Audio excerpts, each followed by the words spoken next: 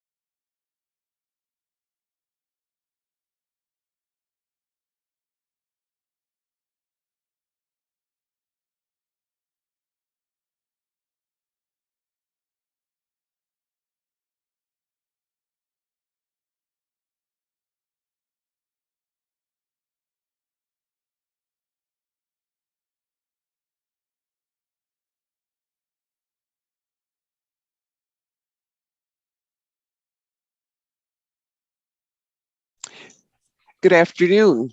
The meeting of the Committee on Accountability, Finance, and Personnel of the Board of School Directors will please come to order. Will the Secretary please call the roll?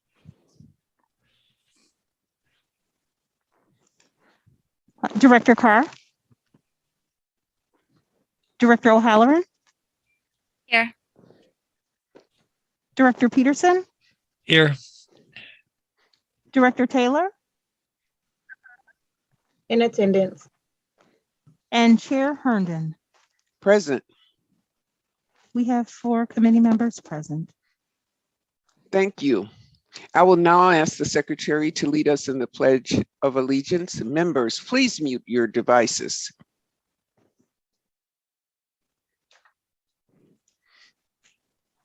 I pledge allegiance to the flag of the United States of America and to the republic for which it stands, one nation, under God, indivisible, with liberty and justice for all.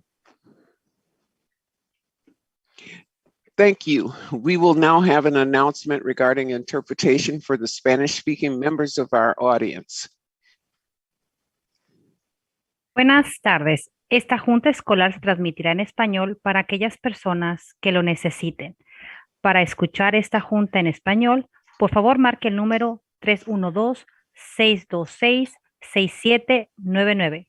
Repito, por favor marque el número 312-626-6799 y ponga el número de identificación o código para esta junta, que es el 608-130-5362. Repito, el número de identificación o código para esta junta es el 608-130-5362. Gracias. Thank you. Thank you. Pursuant to Board Rule 1.06, this meeting is being conducted virtually. Board members may be participating in person from the Central Services Building. In order to allow as much public access and participation as possible, this meeting is being broadcast via live stream on the MPS website and on the MPS YouTube stream, the links to which may be found on the MPS website on the broadcast page. We will now move to our items of business. As stated in the public notice, individuals who wish to speak were required to register in advance. I ask those waiting to speak to please remain on the platform until you're called upon. Although we are on a virtual platform, we will still follow Robert's Rule of Order, which dictates that all comments should be directed to the chair. Also, any questions or requests, including those from board members or the administration, are to be directed toward the chair, who will determine the most efficient way to address them. As always, written testimony will be accepted for transmittal to the board. Written comments may be submitted to the board via the Office of Board Governance, P.O. Box 2181, Milwaukee, Wisconsin, 53201-2181, or fax to 414-475-8071, or email it to governance@milwaukee.k12.wi.us. Finally, for our listening audience, if you wish to access this evening's agenda items and attachments online, you may do so by visiting the Meetings, Agendas, and Minutes page on the MPS website and choosing Online Agendas. Now, let's begin, Madam Secretary, with item 1, please. Item 1 is action on monthly personnel matters, action on classified personnel transactions, action on certificate appointments, action on leaves of absence, the report on certificated resignations and classified retirements, and the affirmative action report. The recommendation is that the board authorize the individuals to be promoted, reassigned, or reclassified, to receive the decreases or increases in salary, and be appointed to the classification indicated in the attachment to this item to be effective as indicated. Thank you. Will the administration please present the item? Good evening, Chair Herndon and members of the committee. Keith Posley, Superintendent of Schools. We're asking for your approval of the monthly personnel and reporting items before you. Adria Maddaleni is here this evening, and between the two of us, we can answer any questions that you may have in regards to this item. Thank you. Do committee members wish to make comments or ask questions on this item? Madam Director Peterson?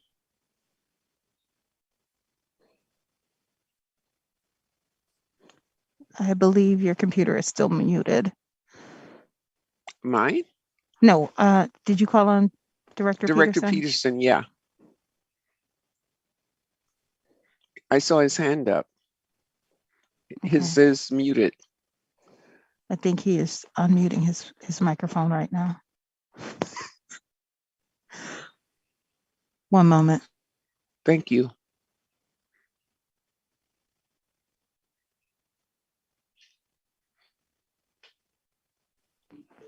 One moment. It looks like there is a technical.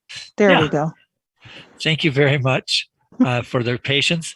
I was curious at the resignations list. It looked like by a quick gander, about 50 teachers resigned for different reasons at this stage. And I was wondering how that compares to previous years at this stage in our in the school year. I know it's been a rough year for all educators, and I'm concerned about the number of resignations. Thank you, administration. Chair Herndon, Director Peterson, Adria Maddaleni, Chief Human Resources Officer. As you referred to, Director Peterson, this has been a challenging year, and this is a higher number of resignations we have received compared to last year. I think last year there was a significant decrease because at this point in time we were still virtual. So it is higher than last year, and I'll say slightly higher than pre-COVID. But I just want to point out on the resignation and retirement list, this incorporates individuals that are resigning at the end of the year or retiring at the end of the year. It's not effective immediately. So starting this month, you'll start seeing more and more people put in their resignations for the end of the school year or their retirements. Thank you. Do you have a follow-up? No. Okay, thank you. Is there further discussion by committee members? I need a motion at this time.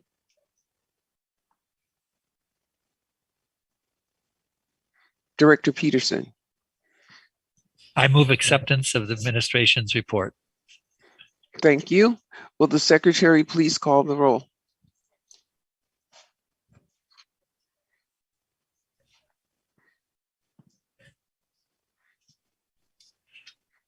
I was just double checking, Chair Herndon. We have no request for public testimony on this item. On Director Peterson's motion to approve the administration's recommendation on monthly personnel matters. Director O'Halloran? Sorry, aye. Director Peterson? Aye. Director Taylor? Aye. And Chair Herndon? Aye. That's 4 ayes. The motion passes. Thank you. Madam Secretary, next item, please.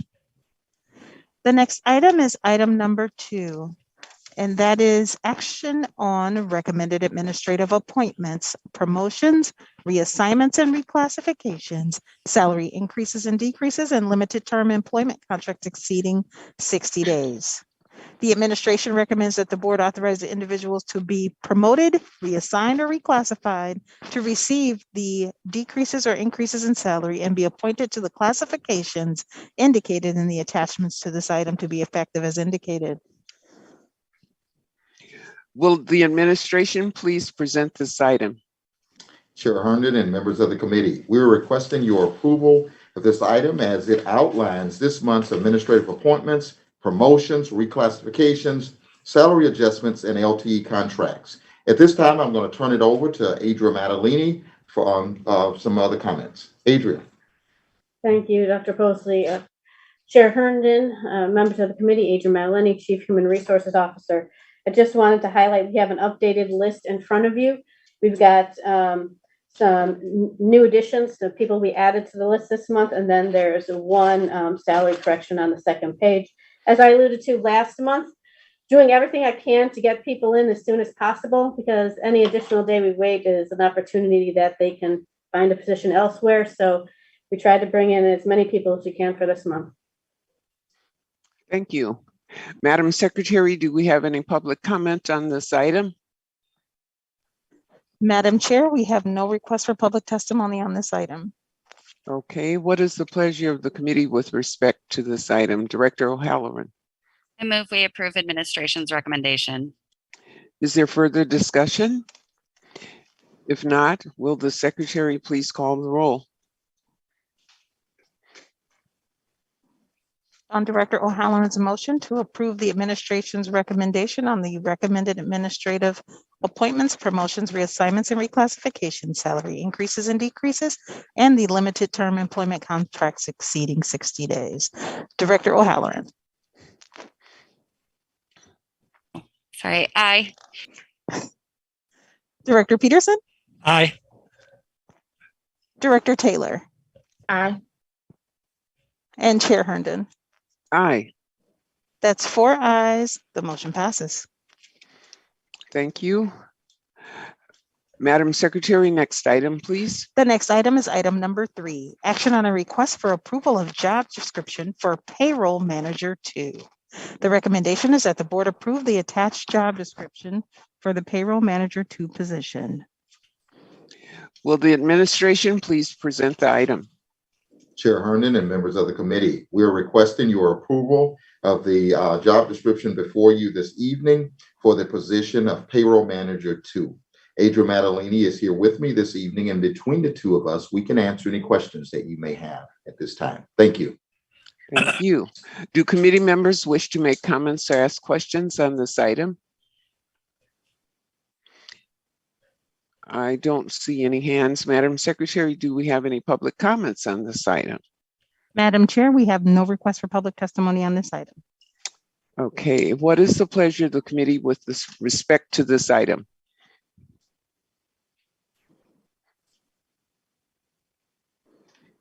I need a motion at this time. Director O'Halloran. I move we approve administration's recommendation. Is there further discussion? Will the secretary please call the roll?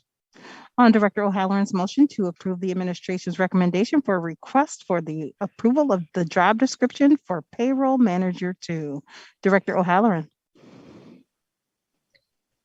Aye. Director Peterson. Aye.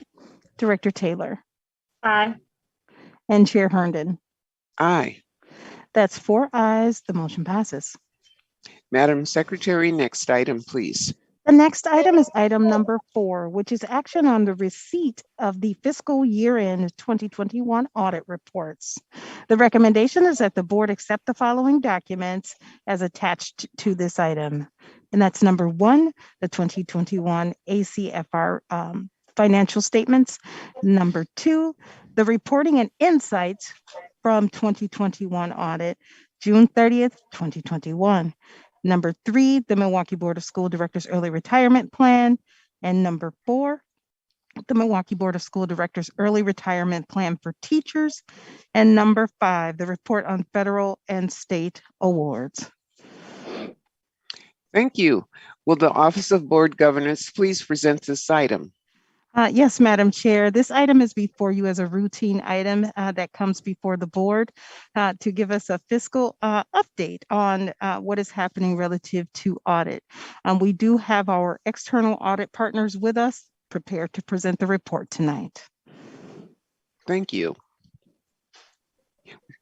We're ready for your report. Mr. Unger, I think it is. Yes, That is hello. correct. Well, thank you for having us here this evening. I'm going to share my screen and put the presentation up on the screen. Hopefully everybody can see it. Yes, we can see it. Wonderful, thank you. So again, my name is Wendy Unger. I am the partner responsible for the audit engagement. Also with me this evening is Michelle Walter. She is the senior manager that is responsible for the day-to-day operations of the audit process and is available to assist in answering any questions that you may have as we go through. Our presentation tonight is going to go through an overview of the 2021 audits at a very high level. Also going to go through some required communications that we need to have with those charged with governance. Going to talk about some internal control and other recommendations that we've highlighted in one of our reports. And then we will end the presentation with some very high-level financial highlights of the financial results for the district for FY21. On the next page of the presentation, this is where I began to highlight the various audit reports that were mentioned previously that are included in your packet of information. As part of the audit process, we look at a variety of different areas of the district. In addition to not only looking at the financial statements for the district, we also look at the two retirement plans, both for teachers and for administrators. We also do a compliance audit of your federal and state programs, and then also issue our reporting and insights documents. I'm very happy to say that included in both of the retirement plans and the financial statement reports, all three of those documents contain an unmodified opinion. That means that the financial information contained within those documents is believed to be materially accurate, that the disclosures that are required to be included within those documents have been included, that generally accepted accounting principles have been adhered to, and that accounting policies and principles have been consistently applied from year to year. For FY21, that unmodified opinion is a clean opinion. Again, that is the highest level of assurance that you can obtain. So that is a very positive and favorable result for the district regarding the statements that were issued. The reporting and insights document, which is the next bullet point, this is where we highlight comments, recommendations, required communications that we need to have with district management and those charged with governance. I've listed 4 areas that document highlights, and in a few slides, we will go through each of those, and I will mention what is included in the report regarding those. Before we switch over to that, do want to quickly touch base on the single audit report, which is your federal and state compliance report. As I'm sure you're aware, the district expends roughly $215 million in federal funds and roughly $691 million in state funds. Because of the dollar thresholds, you are required to have both a federal and a state compliance audit. We do that as part of the audit process, along with the financial statement audit work. Again, happy to say that federal and state compliance report, we've issued an unmodified opinion on internal control over financial reporting. We did note one material weakness and a significant deficiency. And again, I will discuss those in a moment, but the opinion that's included within this single audit report mirrors the information that is included in the reporting and insights document. So the material weakness and significant deficiency that we'll discuss in a moment are not different.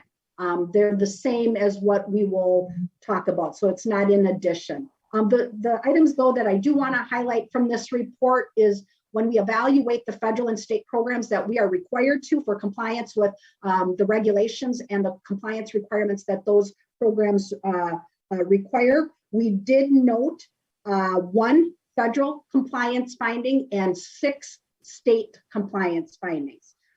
Of these findings, several of them are repeat findings. So the federal finding relates to the Head Start program, and that is really the finding that has been repetitive from year to year regarding the funded enrollment levels and those not being maintained. So that, again, not a new finding, just a finding that continues to be included. The 6 other findings are state related. One relates to your state special education program. We are required to look at teachers that are not appropriately licensed based on DPI's list. So Department of Public Instruction supplies us a list. We look at that list and are required to report back to them for teachers that are not appropriately licensed in their records. This is, again, a repeat finding. That is not a finding that is new or different for the district this year. This is something that occurs on an annual basis. And then the district and DPI work through that list and resolve discrepancies. One of the other state findings was related to the bilingual bicultural grant that the district receives, and that finding was related to appropriate support being able to be provided to us so that we could validate some of the expenditures that were claimed during the year. Of the 40 individuals we looked at, there were 3 individuals where that information was not able to be provided. The remaining 4 state findings are related to the district's transportation program. 2 of them are repeat findings, 2 of them are new findings. And they all relate to either counting of students into the proper mileage categories.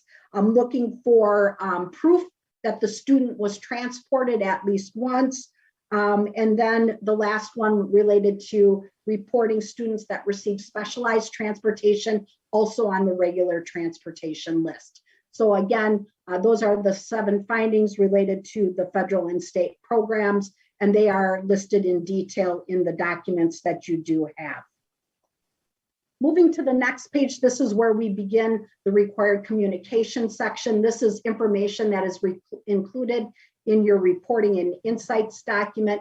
Nothing that is significant here or things that are unusual. But again, as I mentioned previously, we talk about our responsibilities under generally accepted auditing standards.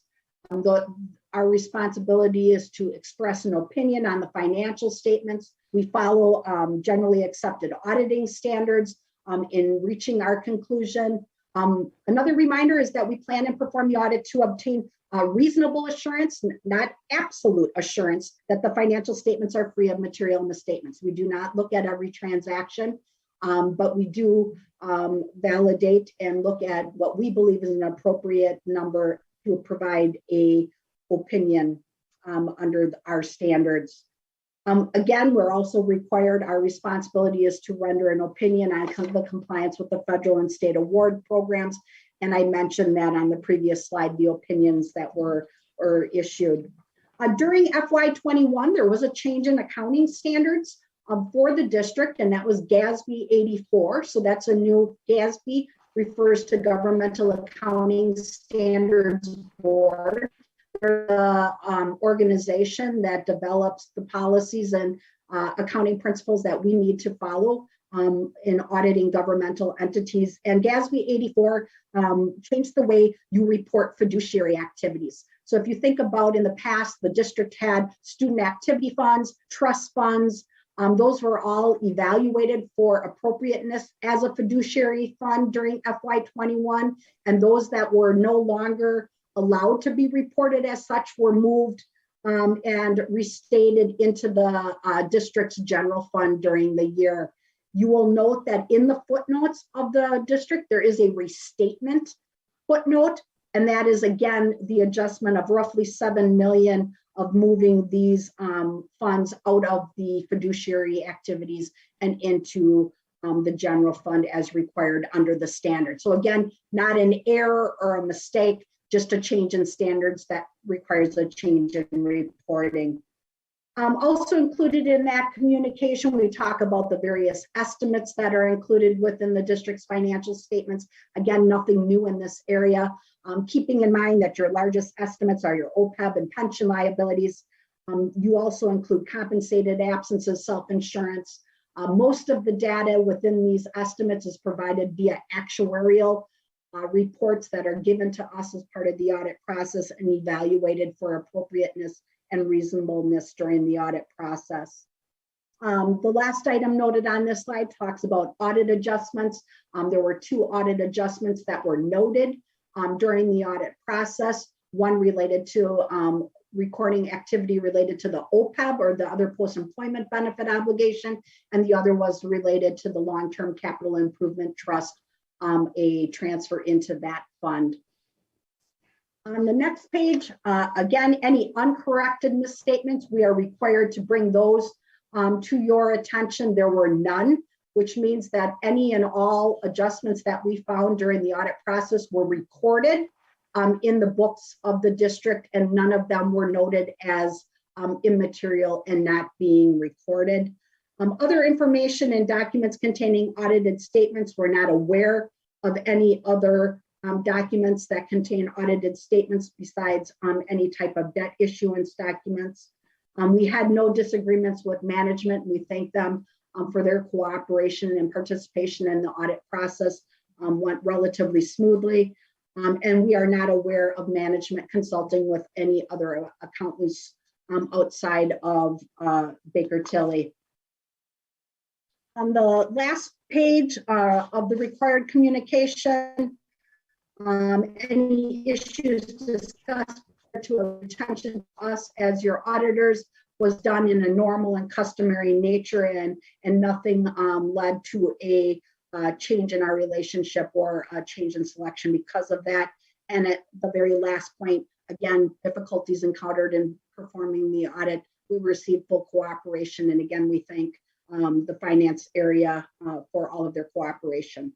On the next page, this is where I noted when I began the presentation that included in the reporting and insights document is some additional information that we share with the board and management regarding material weaknesses, significant deficiencies, and any other comments or recommendations that may come up as part of the audit process. Included in that report is a material weakness. There was one last year. This is a continuation of the material weakness related to material audit adjustments. As I noted previously, there were two that we found as part of our audit work related to OPEB, one related to the Capital Improvement Trust. They were both material in nature. They are highlighted in the report, but because they are material, we are required to show them and list them as a material weakness. That is also the material weakness that is communicated in the federal and state compliance report. So as I mentioned, they are the same material weakness. The significant deficiency that is noted in the report for FY21 is a new one. This is regarding MPS University. As part of the audit process, that was an area that was looked at. There was noting several situations or several different areas that we would recommend that management take a look at, looking at the policies and procedures over that program, looking at the various amounts that are owed by individuals that have participated in that program, determining the appropriateness of those, determining if there are amounts that need to be forgiven, looking at payroll deductions and the appropriateness of those. So just several recommendations regarding that program. That significant deficiency means that it did not heighten to the level of a material weakness based on dollar values and our evaluation of that program at this point in time. I know that is a work in progress currently, so there will be more information in the future on where that is at. Under the other current year issues, only one item added this year regarding the capital, the construction in progress accounting, and making sure that appropriate items are reported and recorded as such. Again, a recommendation for management to evaluate the process and ensure its accuracy. The last item that I've noted on this slide is the IT best practices, pension items, contract invoicing. Those are continued items that have been carried over from previous years, and we have provided management's update in that report for those. I will not go into those in details, but if you do have any questions, please feel free to ask. On the last page of the handout, this is where I have included, again, a very high level summary of the financial activity for the district for the years. Just a couple of items to note here. Our first point here talks about the various fund balance components. Total increase in your fund balance for FY21 was over 26 million. General fund saw the most increase in fund balance of roughly 23 million, while school nutrition saw a decrease in fund balance of roughly 15.6 million is now back to a deficit position of 4.9 million as of June 30th, 2021. Total fund balance of the governmental funds, so this is your general fund and your school nutrition, your capital project funds, was over 128 million as of the end of the year. There's various components of that fund balance. Those are listed on the slide. Largest balance being the amount that is restricted for your self-insurance. Those are monies that are restricted legally for a particular purpose. That's roughly $33 million of your fund balance. 37 of your million of the fund balance is committed for construction projects. 5.6 million was used to balance your 2022 budget, and then 45.8 million was unassigned. That unassigned money is what you have available for contingency working capital as of the end of the fiscal year. Last item noted on here is the long-term obligations of the district. At year end, they were 1.2 billion and had actually decreased by 175 million during the year. There was no new long-term borrowing, so no new debt that was issued for FY21, and the district actually paid down approximately 18 million of its existing obligations. The largest swing in that fluctuation in your long-term obligations was within your net OPEB liability. So this is the other post-employment benefit obligations of the district, and that saw a decrease in that obligation of 130 million. So as of the end of the year, you had 348 million of outstanding bonds and notes, 162 million of net pension obligation, and then 632 million of the OPEB obligations due to retired employees. The last item on this slide, I do note that the district, we do have included in the financial statement, a general fund budget to actual comparison does show how the various categories compared to budget for FY21. As I noted, overall, you had budgeted to reduce your fund balance within your general fund, but ultimately added 23 million during 21. So overall, a positive end result from an operational standpoint. On the next page, again, this is what I have prepared for the presentation. At this point in time, I would be happy to answer any questions that you have regarding the reports that we've issued, anything I have mentioned, anything about our audit process, whatever questions you may have. Thank you very much. Oh, we're getting an echo.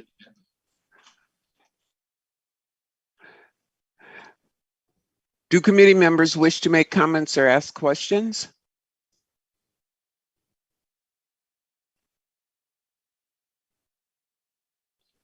I see no hands.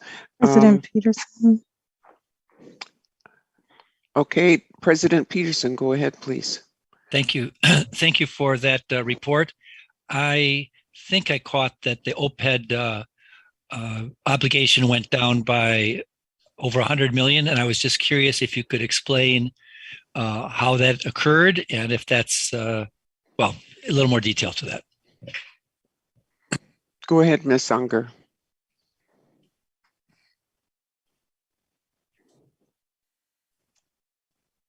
Chair Herndon, Director Peterson, the information, I don't have that readily available at my fingertips. I am getting into the financial statement, so if you give me one moment, I would be happy to answer that question. If I'm not sure if somebody from finance wants to add any input in the meantime. Okay, we'll give you a couple minutes in the meanwhile. Thank you. Madam Secretary, we'll continue to listen to questions here. Director Taylor. Thank you, Chair Herndon. I was trying to hurry up and snap a picture where it said the screen in reference of transportation, that there were 2 new ones besides the 2 old ones. Can we go back to that slide? Because it kind of went past before I was able to dive into it.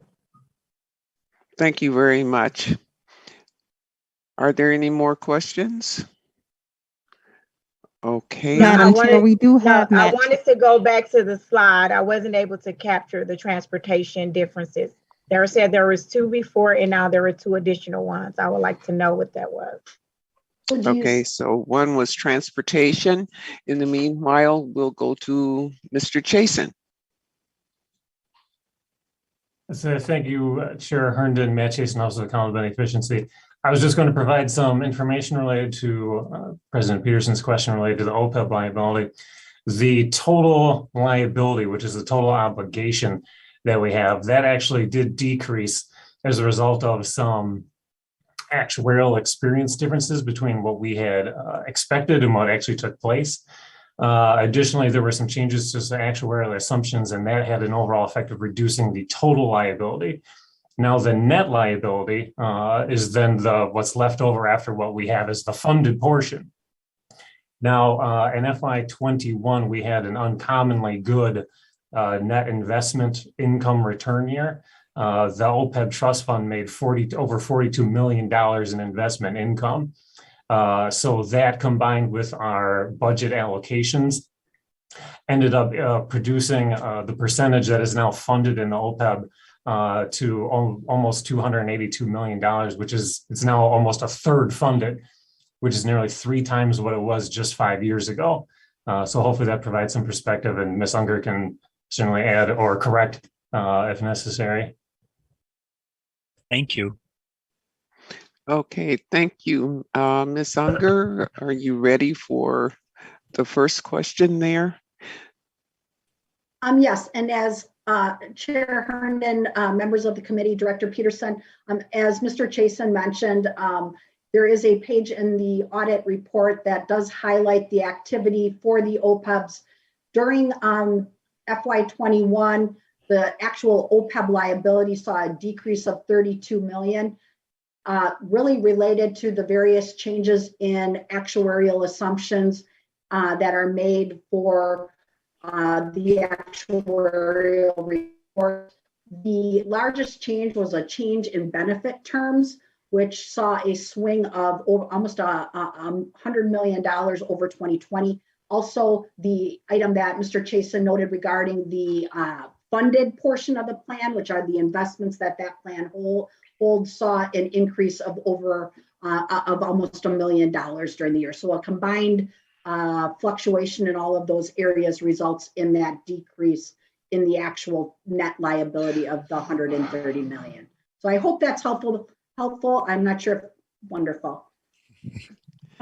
Wendy, could you go back, pull up the slide that talked about the compliance in transportation. I understand this is where the material weaknesses were mentioned, but there was one slide that you had that specifically referenced transportation. I believe so. Chair Herndon, members of the committee, Dr. Mann, do you see the slide that I have up right now? Yes. So at the bottom, the second bullet on this screen notes that there was one compliance finding related to the federal program and 6 related to the state programs. When I mentioned the 6 related to the state programs, I noted that 1 was related to the state special education program regarding licensing. The second was related to bilingual bicultural, and then the last 4 were related to transportation. Of the 4 related to transportation, 2 were repeat, 2 were new. Okay. Would you like me to go into detail on the findings, or is that sufficient?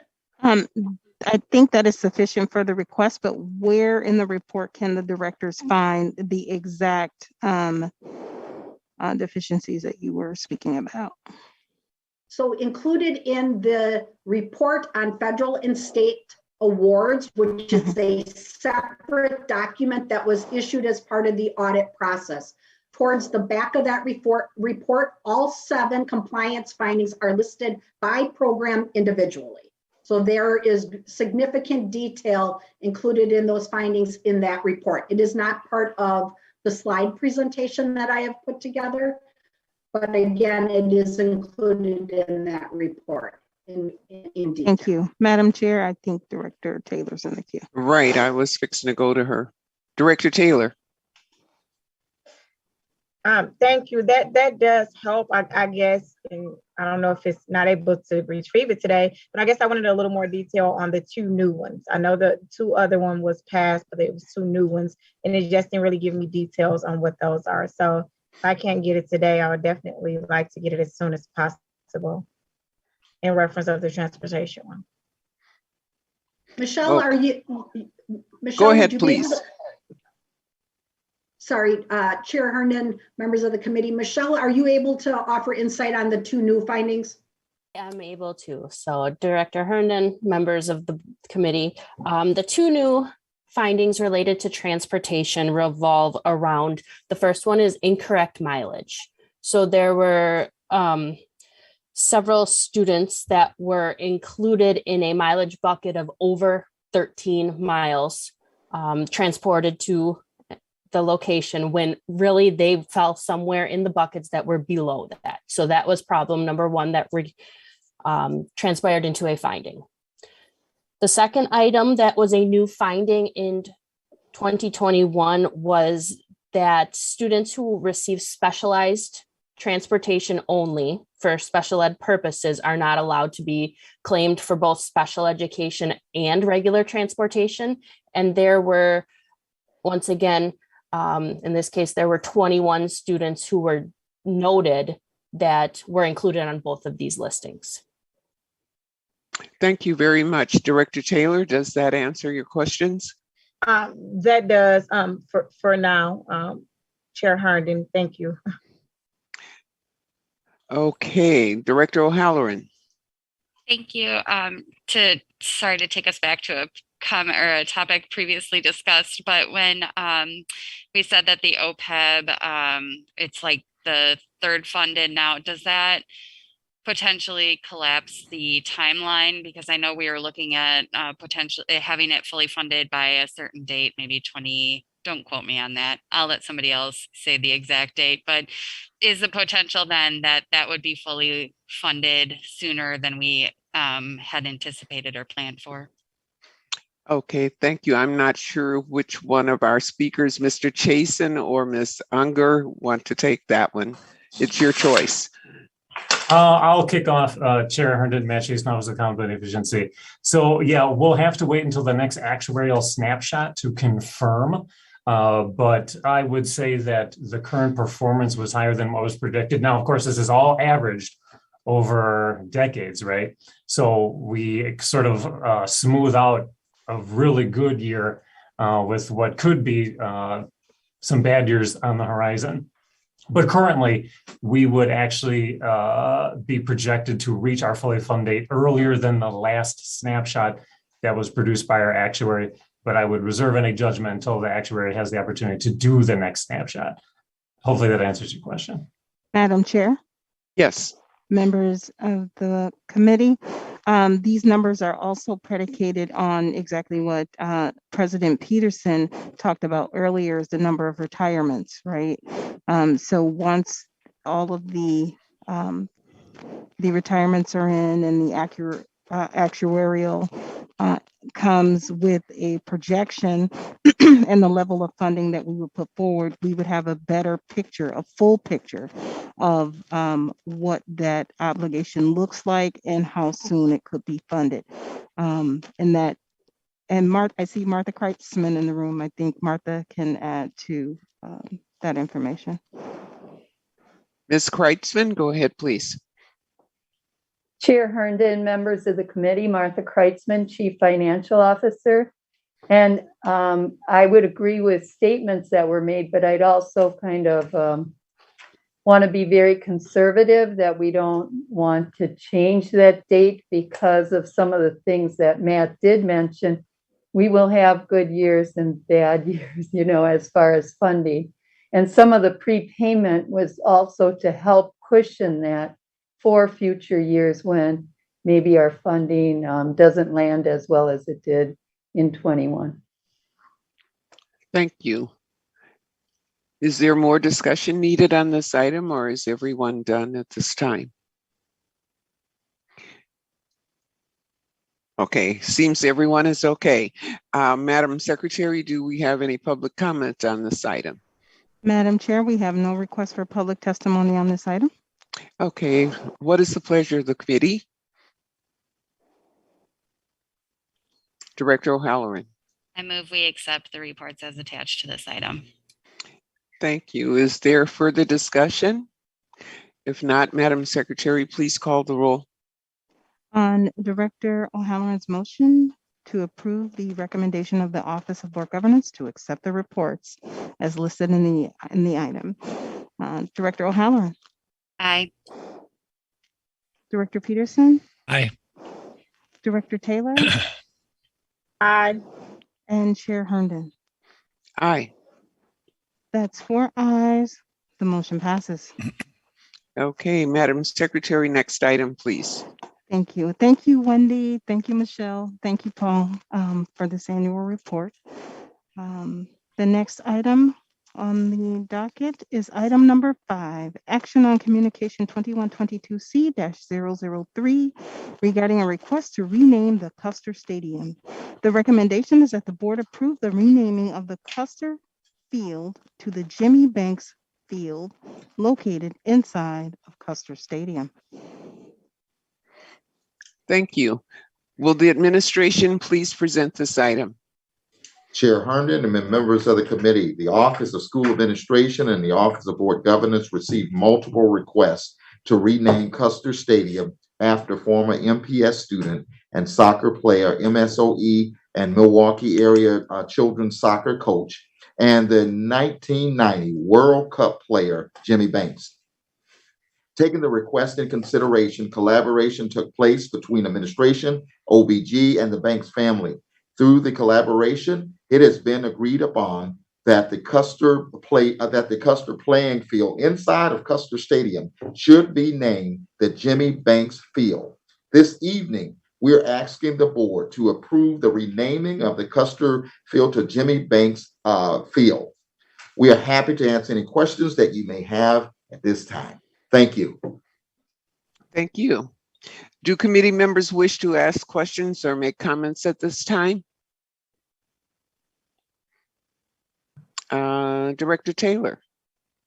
Thank you, Chair Herndon. I would like to move approval of this item. How great is it to have one of Milwaukee's Ons do such great things and to be able to recognize them and name someone of our community? I also know President Peterson and Director Leonard has worked on this as well too, and know the family members, so I would like them to be able to talk. But once again, this is something that truly makes us MPS proud, and also a reflection of how our students can go on, our babies, to do great things, national, locally, here at home or anywhere else. Thank you. Thank you so much. Madam Secretary, we have the motion, but we still have a couple more speakers, so can we go ahead with the speakers and then vote? Or do we have public comment? Madam Chair, we do have 3 individuals on the platform registered to speak on this item, and at this time, we do not have a motion. I made the Director Taylor. Move approval? Okay, great. Yes. Thank you. Thank you. Okay, Madam Secretary, let's hear from the public first, and then we'll go back to our committee members. So noted. The first speaker that we have on the platform to speak on this item would be Christopher Perceptions. Please state your name, spell your last name, and begin your testimony. PERCEPTIONS. Thank you. Youth need mentors, not just mentors who talk at them, but mentors who will listen first, then speak, who will live truth before they give truth, who will share success as well as their scars. And Jimmy Banks is one of the greatest mentors that's ever impacted Milwaukee across geographies and generations. This man overcame a myriad of obstacles, from West Lawn to the World Cup, and he decided to bring it back home and pour into youth for the remaining years of his life and to the time of his passing. A champion throughout life and a legend beyond. Jimmy Banks is a legend, and legends never die. And it's the job of the living to ensure that the memories of legends are told and honored, to signal to the next generation that this is the conduct of kings, of queens, and of icons. Integrity, altruism, hard work, dedication, empathy, discipline, fidelity, passion, wisdom. Jimmy Banks encapsulates everything that the youth of tomorrow should strive for. And for that reason, I am in favor and of great support of renaming the field, and also request that everyone consider naming the stadium the Jimmy Banks Stadium. Thank you so much for your time. Thank you so much. Thank you. The next speaker on the platform is Jimmy Banks. Please state your name, spell your last name, and begin your testimony.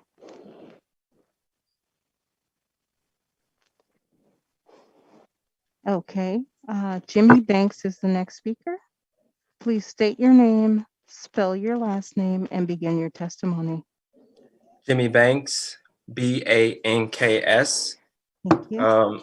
On behalf of the family, I just want to say thank you for considering this proposal. It is truly a blessing and humbling to know that people are pushing for something like this. He did a lot of things throughout his life, and he was a guy that really wasn't about the credit, and the fact that people are still remembering him years after he passed is truly a blessing for our family. I looked up a couple things about renaming things or naming things after people, and one of the things that stuck out to me was charitable contributions. And one thing that he did was his time and passing on things that he learned throughout his life throughout Milwaukee. And I don't think it's a much better charitable contribution than passing on life skills and instilling values into the youth, into the city, that are continuing to be passed on today and will continue. And for lots of reasons, but I'm sure other people have said it and you guys have heard it, the family would truly be honored if his legacy was cemented and can keep inspiring by renaming the field or stadium after Jimmy Banks. Thank you. Thank you. The next speaker on the platform is Rob Harrington. Please state your name, spell your last name, and begin your testimony. Rob Harrington, Harrington. Thank you. But first of all, by the way, that first guy who spoke, that was beautiful. And JC, you did great, if you can hear me. The countless people who support the renaming of Custer Stadium, Jimmy Banks Stadium, understand these are not and should not be rash, thoughtless decisions made emotionally because a group of people love, admire, and miss someone. It should not be because someone knows someone who knows someone. The individual's relation to the institution to be renamed, their accomplishments, character, and contributions must pass the discerning test of time. I am happy on behalf of so many to say Jimmy Banks passes these tests and then some. An All-American at Custer High School and UW Parkside, a Hall of Famer at UWM, the only Milwaukee native to play in the World Cup, one of 3 Wisconsinites, the first one to represent the United States in the World Cup, which, by the way, is the most popular sporting event in the world, and one of the first 2 African-American born players to play for the U.S. national soccer team. Let me reiterate that. Milwaukeean Jimmy Banks was one of the best soccer players in the United States. I think if we're honest, that's enough to rename a high school stadium after one of our own. But that's not the best of Jimmy Banks. Jimmy Banks' post-playing career was a coaching career in service of kids, the Boys and Girls Club, the Jimmy Banks Soccer League, the Silver Spring Neighborhood Center, and the Simba Soccer Club are just a few of the organizations where Jimmy left his lasting mark of humility, kindness, determination, and unrelenting love for the kids of Milwaukee. Jimmy's legacy does not need the stadium. His legacy will be passed on in the words and actions of those who were coached, taught, and mentored by him. But those who knew him, love him, and emulate him,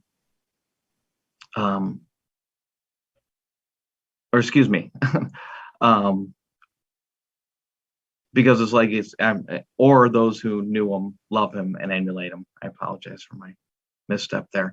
But I believe the stadium needs the name of Jimmy Banks, an eternal example of a pioneer who had a remarkable journey, lived an extraordinary life, and he did it without ever making it about himself. Thank you very much. Thank you. Madam Chair, that completes public testimony on this item. The item is back with the committee. Okay, we already have the motion, but going back to speakers, Director O'Halloran and then Director Peterson. Thank you, Chair Herndon. I respectfully request that the committee consider not just the field, but also naming the stadium after Jimmy Banks. I looked up I shared the Positively Milwaukee video of him on my Facebook page, and I was moved to tears. Nothing that I would say is anything different from what the speakers already said. The retired athletic director of MSOE referred to him as a Jackie Robinson of American soccer. The former U.S. national team coach said he was an even better man than he was a soccer player, and he was a superb soccer player. One of the athletes that he coached, and then I recognized him because the athlete that he coached actually coached my son for a minute, said, that he was the coaching director, the father, and the mentor all in one. I think that we should really consider taking whatever steps, if it means waiving board policy or administrative policy or overcoming whatever obstacle it would be, that we would consider renaming the stadium and not just the field after Jimmy Banks, to honor his legacy to American soccer, to the Milwaukee community, and provide this just to honor that he represented our nation at the highest level of this sport is something that we just don't talk enough about. So I hope that we can consider that. And with that, I will pass. Thank you very much. Director Peterson. Yes, thank you. I feel strongly that we should also consider naming the entire stadium after Jimmy Banks. I believe in reading, I know as of I think probably November, December, we got dozens and dozens and dozens of letters and emails from many people in the community throughout the city and state suggesting that we rename the stadium. And I'm not sure how best to proceed. As Director O'Halloran suggested, I certainly support Director Taylor's motion, but I did hear, I feel that many people assumed that we were going to also name this stadium after him. And so perhaps we could hear from the administration what would take to do so. Thank you, Director Peterson. That was my expectation as well, that the field would be named after him. So I'm pleasantly the stadium. So I'm pleasantly surprised that the whole thing did not come through. Administration can, especially Madam Secretary more so, could you please answer the question of the moment, which is how to go about naming the entire stadium? Madam Chair, members of the committee. So if it is by board action, that would be an action that you could take tonight. It may be beneficial to hear from the administration on Director Peterson's question around renaming the stadium. I can also tell you that I did a little bit of research to determine what the requirements, if any, were for naming a stadium. And as I thought, we would not actually have any procedures or policies that specifically name a requirement for stadiums, given that we have 2 stadiums and they're fairly new to the district, right? So when we talk about naming fields, there have been precedents set that follow the facilities naming processes.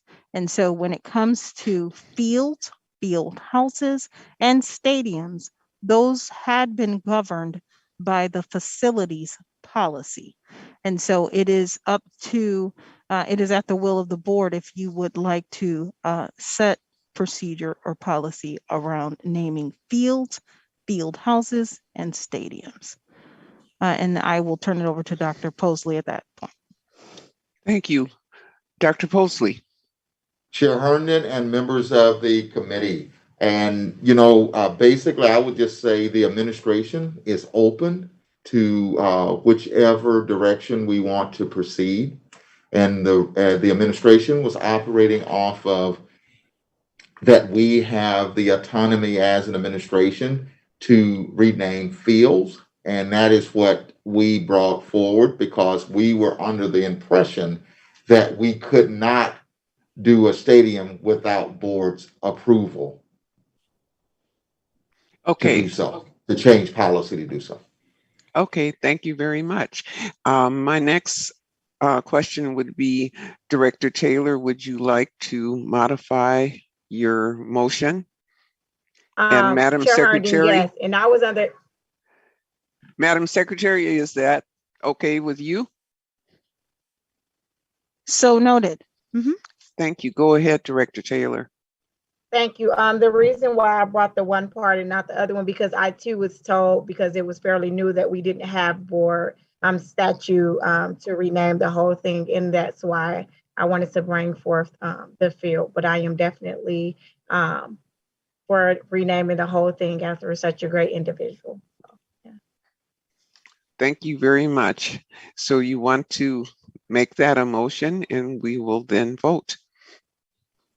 Yes, I would like to modify the motion to amend that we name the field in the stadium after the Honorable Jimmy Banks. Thank you.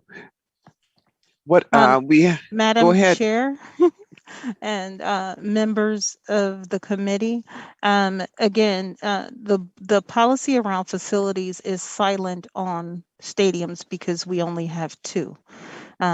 It also does not specifically talk about naming fields or field houses, right? Those are all individual requests that come to the board. So in thinking about our strategic planning, this would be one area where there would need a policy update to give the administration guidance and to definitely have a pathway for board members to have some governance over naming and renaming of fields, field houses, and stadiums. Thank you. But we can go ahead tonight. You can certainly go ahead tonight, and you can do that on any of the fields, field houses, or stadiums because the policy is silent. Okay. So on Director Taylor's motion to rename the Custer Stadium, the Jimmy Banks Stadium, and the field, the Jimmy Banks Field. No, just the stadium? I'm sorry, I saw Director to name. No, it was for both. It's for both, Madam Secretary. So noted. I'm sorry, I saw Director Taylor shaking her head. No, I have the motion, which is to rename the Custer Stadium, the Jimmy Banks Stadium, and the field, the Custer Field, the Jimmy Banks Field. On the motion as read into the record, Director O'Halloran. Aye. Director Peterson. Aye. Director Taylor. Aye. and Chair Herndon. Aye. That's 4 ayes. The motion passes. Thank you very much. Madam Secretary, next item, please. The next item is item number 6, which is action on monthly facilities matters, the FMS awards of construction contracts, the professional services contracts, the material purchase, and emergency purchase contract recommendation. The administration is recommending that the board approve the attached construction contracts, professional services contracts, the material purchase, and the emergency purchase contract as listed in the attachments to this item. Thank you. Will administration please present this item? Chair Herndon and members of the committee, we are asking for your approval for the monthly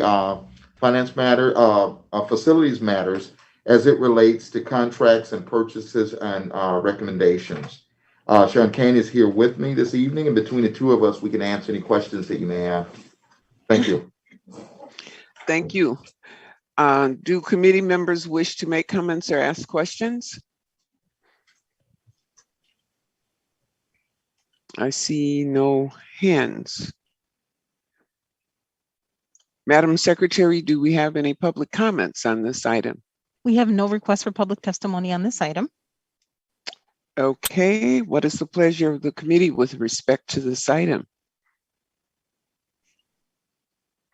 Director O'Halloran. I move we approve administration's recommendation for the attached construction contracts, professional service contracts, material purchase, and emergency purchase contracts.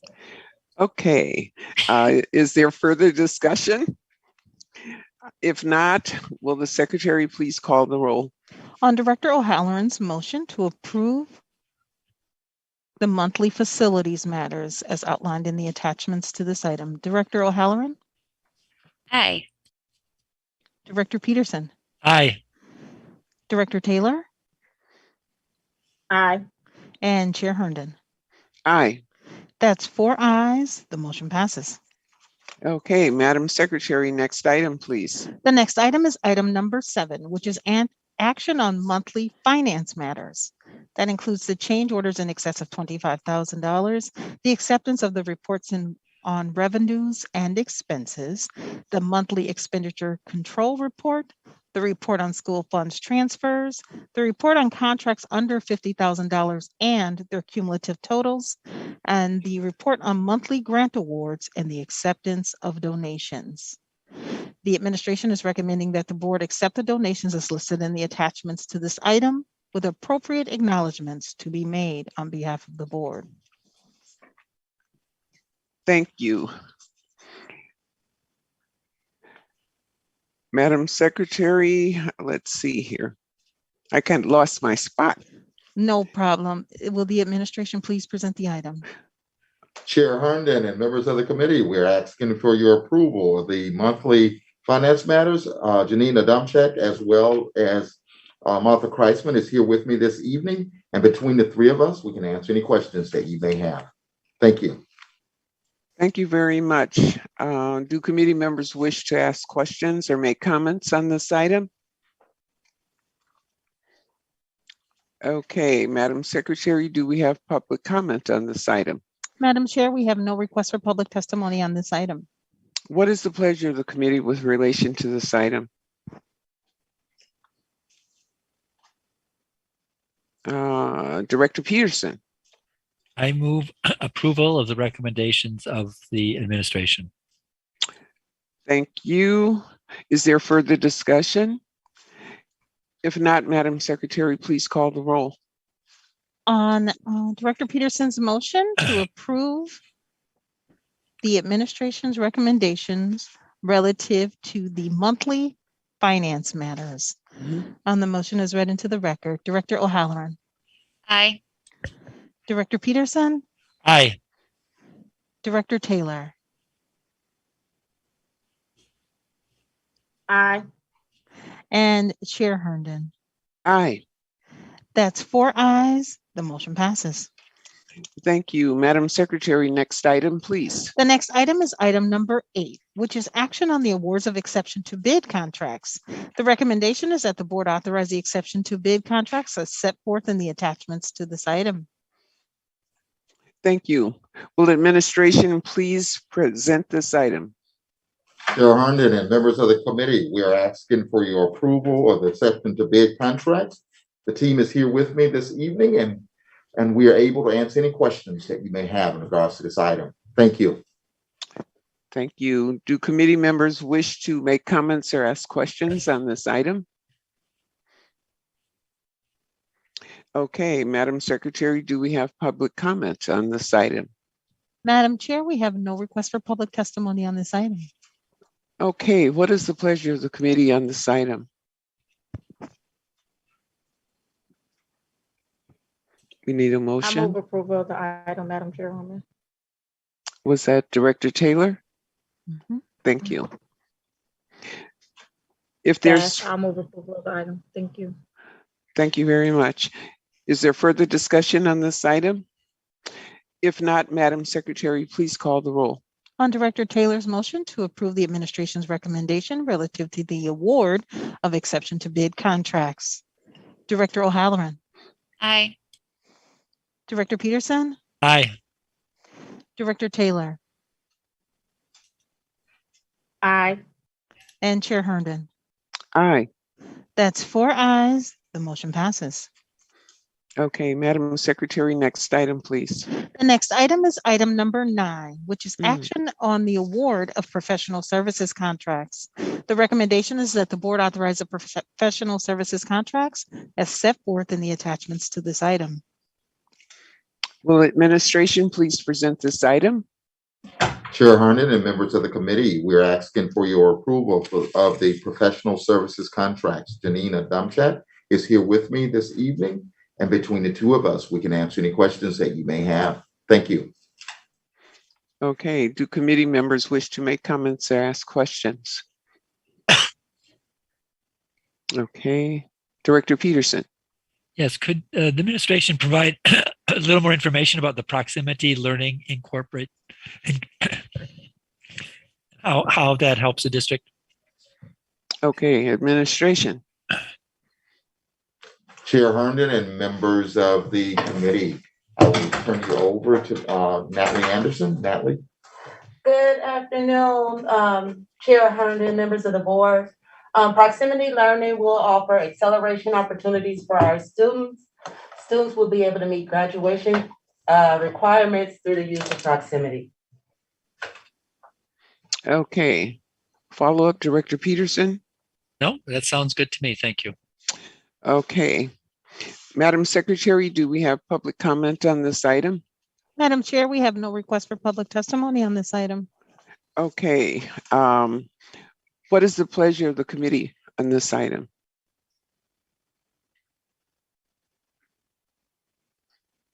Director O'Halloran. I move approval of administration's recommendations for the professional services as attached.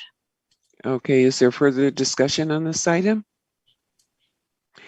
If not, Madam Secretary, please call the roll. On Director O'Halloran's motion to approve the administration's recommendation relative to the award of professional services contracts. Director O'Halloran. Aye. Director Peterson. Aye. Director Taylor. Aye. And Chair Herndon. Aye. That's 4 ayes. The motion passes. Okay, Madam Secretary, next item, please. The next item on the agenda would have been item number 10, which is action on the award of professional services contracts related to transportation. However, the administration has requested that this item be removed from consideration on tonight's agenda. Okay, Madam Secretary, then we'll go to the next item, please. So noted. The next item is item number 11, which is action on a request to waive Administrative Policy 3.09, Parent 9, Parent E, and enter into a master lease agreement with Rico USA, Inc. to lease a printer bundle. The request to waive administrative policy and to issue the agreement for 5 years is based on the significant costs associated with bidding for such a service outside of the state contract. The recommendation is that the board authorize the waiver and approve the master lease agreement as set forth in the attachments to this item. Okay, will administration please present this item? Chair Herndon and members of the committee, we are asking for your approval on this item as it relates to a lease agreement with Rico USA. I have Janine Adamczyk here who will report out on this item, and after which we'll be more than happy to answer any questions that you may have. Janine? Chair Herndon, members of the committee, Janine Adamczyk, Director of Procurement and Risk Management. We're asking for this waiver because we are able to use the state contract, thereby saving significant monies over the course of 5 years versus taking this to our own RFP process, which would not give us the same benefits that the state contract provides. Therefore, we ask that you approve this request and this contract. Okay, do committee members wish to make comments or ask questions? I see Director Peterson. Yes, I support this. I just was curious if the term that was used was printer bundle. Maybe I misheard. If somebody could explain that, I'm just curious and like to be educated. Administration. Chair Herndon, Director Peterson, members of the committee, Janine Adamczyk, Director of Procurement and Risk Management. A printer bundle, there are several printers that the Department of Duplicating Services uses. Okay. And that's what a printer bundle is. Thank you very much. Is that okay, Director Peterson? Yep, I learn something every day. For sure. Madam Secretary, do we have any public comment on this item? Madam Chair, we have no request for public testimony on this item. Okay, what is the pleasure of the committee related to this item? Director Peterson. I move approval of this item as presented by the administration. Thank you. Is there further discussion? If not, Madam Secretary, please call the roll. Director Peterson's motion to approve the administration's request to waive Administrative Policy 3.09 Parent 9 Parent E and to enter into a master lease agreement with Rico USA to lease a printer bundle. On the motion as read into the record, Director O'Halloran. Aye. Director Peterson. Aye. Director Taylor. Aye. And Chair Herndon. Aye. That's 4 ayes. The motion passes. Okay, Madam Secretary, next item, please. The next item is item number 12, which is action on a request to waive Administrative Policy 3.09 Parent 9 Parent E and enter into a contract with FTG? Or FTG? FTG. And the information is actually missing. So it is to enter into a contract with FLG for the for district-wide website systems upgrade. The recommendation is that the board waive the policy and enter into the contract as set forth in the attachments to this item. Okay, will administration please present this item? Chair Herndon and members of the committee, we are asking for your approval on this item as it relates to a contract with Apogee Inc. for district website systems upgrade. I have here with me Janine Adamczyk to report out on this item. Upon completion of the report, we'll be happy to answer any questions that you may have. Thank you. Do committee members wish to ask questions at this time or comments? Director O'Halloran. Can you just walk us through like what the actual upgrade is? Is it gonna, I'm just trying to, because I search on the website for information. So I'm just trying to understand what exactly is going to be done. I'm very excited because I find our website is not easily navigable at times. So I'm just trying to understand what exactly we can expect with this. So Director O'Halloran, I take it you want to know whether it's hardware or software, if they're going to make a site change, upgrade. I just want to know what the change, I don't really, I guess I don't care what supports it. I'm just trying to understand if the actual user experience will be different being on our website, or if it's just going to be the same exact website, just supported differently. I guess, does that type of question make sense? Administration, do you get that? Chair Herndon, Director O'Halloran, members of the committee, Janina Donchik, Director of Procurement and Risk Management. The current system uses two systems, WordPress and Titan, and those systems are not meeting the needs of our families and our students. So a major upgrade is being needed, and Aptigee will be used to facilitate that entire upgrade of our system. So there will probably be there will be enhancement to our system, and what the final look, we still don't have it totally finalized, because again, as they do the upgrade, they're going to be able to provide us with more information as to the best upgrade we can have.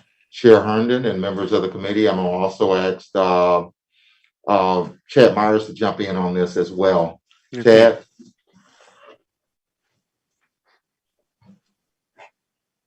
Go ahead, Hi, please. Director Herndon, members of the committee, Chad Meyer, Senior Director, Department of Technology. This, from a technology standpoint, our website is very dated. There's been complaints and issues with accessibility and searching capability. The RFP was designed in a manner to address those issues, and this was the vendor that was selected.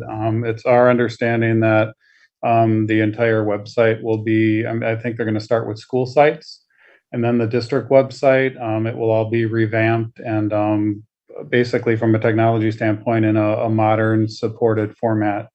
Right now, our websites or our school sites are on an unsupported format, and there's been some issues with some security measures related to those. So this is going to make sure that we're kind of compliant and supported moving forward.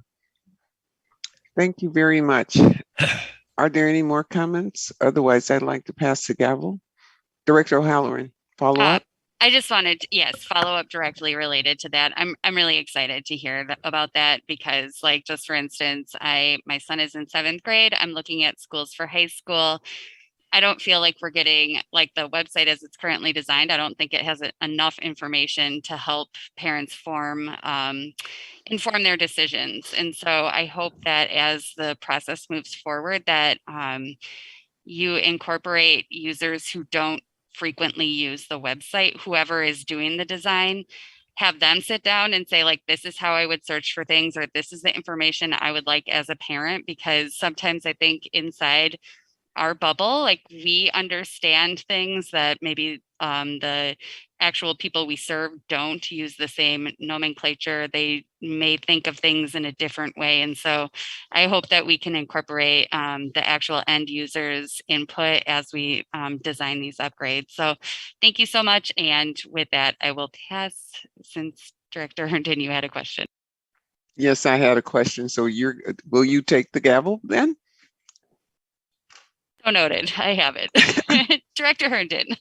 Thank you so much. It's ironic that this came up because I was just talking to several teachers this week, and one of the things they were complaining about was the site. And I just wanted to share that their recommendation was that the high schools especially be grouped together. And so, the timing is perfect for the conversation. The other thing was that from the user standpoint, the information on the schools is way outdated, not up to date. That really needs to be reformatted and redeveloped so that one can look at the site and get a good understanding of the type of school offerings that are presented at each school for their students. That's critical because the community simply doesn't understand or have any kind of idea of what our schools offer, and they end up moving children from school to school in far too many cases because the school that they maybe first chose was not a right fit, or the child was not interested in the specialty offered there. Thank you. With that, I'll take the gavel back. Return the gavel. Okay, that works for me. So with that, I don't think we have a motion yet. Or Director Peterson, did you have something to add to the conversation? I'll make a motion and then just make a comment. Okay. I move that we support that we approve the administration's recommendation in terms of the website and the work that will be done on it. I do also just want to reemphasize what Director Herndon said. You know, there's a committee that's working on equity within our high schools and middle schools. And one of the things that I know, I'm pretty sure will come out as a recommendation is that we figure out a way to not only have that information, but do it through a video at each school and have it so all 130 some schools of ours can have a video presentation, just very short. People can click on and see. And, you know, that's obviously not going to be part of an upgrade on the website, but it could be anticipated, one, to make sure we have the capacity to do that. And two, it's something for us to think as we do a strategic plan and talk about how to recruit more students, is to do a better job just with every single school to really make them shine. So just wanted to add that for people's edification. Thank you very much. I totally agree. Are there any more directors that wish to make a comment? If not, you've made the motion. Therefore, if there's no further discussion, Madam Secretary, please call the roll. And Madam Chair, I'm not sure, but I think you did ask me. There's no request for public testimony on this item. I did not. Yes. Oh. On President Peterson's motion to approve item 12, which is action on a request to waive administrative policy and enter into a contract with Apogee for a district-wide website systems upgrade. On the motion as read, Director O'Halloran. Aye. Director Peterson. Aye. Director Taylor. Aye. And Chair Herndon. Aye. That's 4 ayes. The motion passes. Thank you so much. Madam Secretary, next item, please. The next item is item 13, is a report with possible action regarding the task force on strategies and guidelines to develop capacity in attracting, retaining, and developing bilingual teachers and support staff. This is an informational item, and although it has been noticed for possible action, no action is required. Okay, will administration please present this item? Chair Herndon and members of the committee, this evening we are presenting our report regarding the task force to develop and retain bilingual staff. I have here with me Mr. Eduardo Gavan, who will update you on our current status. Following Mr. Gavan's report, we'll be happy to answer any questions that you may have. Mr. Gavan. Thank you, Dr. Posley, Chair Herndon, Vice Chair Carr, members of the committee, Eduardo Galvan, Regional Superintendent for the Southwest region. This report serves as an update to the work done by the task force. The task force met on Monday, February 21st. At that meeting, the task force gave feedback to the work done by 4 subgroups that have been working to address 4 points that the board had requested. I will now go over those 4 points and then again answer any questions following that. The first point was financial support from MPS and the specific out-of-pocket cost to future bilingual and world language teachers. The Milwaukee Board of School Directors has made funds available to assist those individuals who wish to become bilingual or world language teachers. These funds will be used to assist with tuition, tutoring, and other supports for our MPS employees in preparation programs. The amount of support for each individual will vary depending upon transcript audits, required coursework, additional add-on licensures. An example of possible financial support provided to an individual in our partnership program is an example would be Maestros de Mañana program at Alverno College. That's a paraprofessional to bachelor initial teacher licensing program. So the approximate cost of that program is $26,000. MPS contributions to those individuals, again, this would vary dependent upon what they're to, we do a credit audit to see what credits can transfer if they have any. So again, approximately $20,000 would be offered to those individuals. So they would end up having to pay $6,000 in payroll deductions. Again, those are all approximates, as I said, based upon those audits and what is required depending upon the program. In addition, MPS employees seeking to become bilingual world language immersion and ESL teachers can apply for bilingual scholarship and tuition reimbursement. Again, those all depend upon those individuals, noted that they have to apply to be able to receive those supports in terms of financial supports. And there is a process. They have to apply for those funds during the designated window. They have to provide documentation to show proof of enrollment and current status. All right. The second point was protocol, so that bilingual and world language teachers complete their student teaching on the job while at MPS. The motion to revise Administrative Policy 6.33 was approved during the November full board cycle. MPS employees can complete student teaching without resigning from their current position. The Office of Organizational Development will work with colleges and universities to coordinate the student teaching experiences that students need to complete their coursework. Human Resources will work with school administrators to secure substitute teachers or additional para support to accommodate the loss of staff should they happen to have to leave their current position to complete their student teaching requirement. The third point was to examine alternative ways of assessing the language proficiency of bilingual employees and how to engage DPI on standards for bilingual and related certification.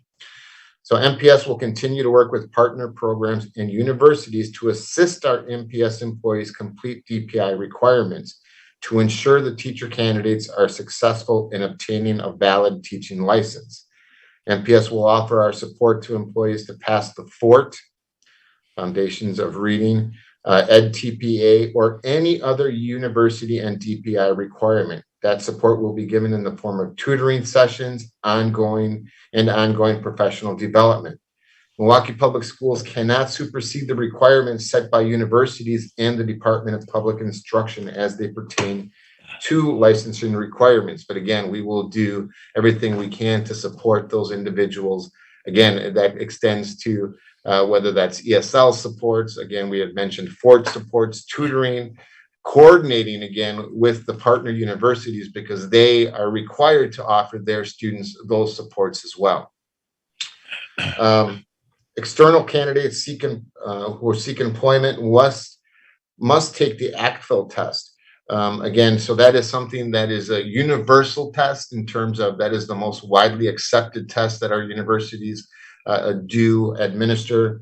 As part of our bilingual task force, there was the opinion of those that we do need to have teachers that can again pass that test and are able to deliver the instruction that is needed to be fully licensed bilingual teachers.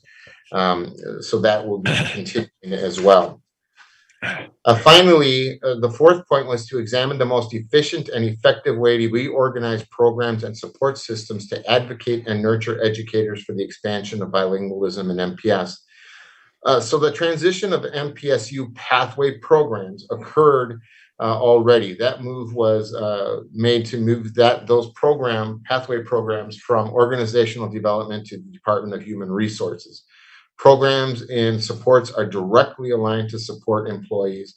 This alignment supports the human resources goal of attracting, retaining, and supporting new and current employment. On a separate note, an exciting development that last month's board cycle, Mr. Tempesta was hired and approved to join as the MPSU Team Manager 1 in the programming position. So that is another development since our last report. And that concludes the report. At this time, if there are any questions, I'd be happy to answer. Thank you so much. That is all good news to our ears. Are there any questions or comments from the committee? Director Peterson? Go ahead. Yes. I just wanted to make one comment, and administration, please feel free to correct me if I'm wrong. Obviously, the question of the FORT test has been raised not only by bilingual teachers but by other teachers. It's viewed by some as being discriminatory, some as unnecessary. And my understanding is at the state level, the state legislature and DPI have offered an alternative to that for teachers going into special education. They can provide a portfolio to demonstrate competency in the areas that are covered by this test. But so far, the state, and I believe it is in the hands of the legislature, no comment, have not extended that option to other teachers. And it's something that we really want them to do. And I think as board members, as administration, we should continue to promote that alternative that's already in place for teachers getting their special education license. Thank you. Are there any more comments? Okay. Madam Secretary, do we have any public comment on this item? Madam Chair, we have no request for public testimony on this item. Okay, is there, that's the end of it. Without further discussion, Madam Secretary, next item, please. Madam Chair, that was the last item on tonight's agenda. Okay, with that, Director O'Halloran, you raised a hand. Yeah, I was just waving goodbye. Oh, she's really anxious tonight. And to our viewers, there being no further discussions at this time, this meeting will be adjourned. Madam Chair, I'm sorry, right before you adjourn, I just want to recognize Director Leonard has been with the committee all night. And I don't know if I said that at the beginning. I know I had a conversation with him, yes, but I don't know if I announced it. And also Director Carr had asked to be excused from the office earlier today. So just wanted to acknowledge Director Leonard being on the platform with us, and I apologize, but I forgot, I'm sorry. Okay. Okay, Director Leonard, thanks for being here tonight, and good night all. Good night, thank you.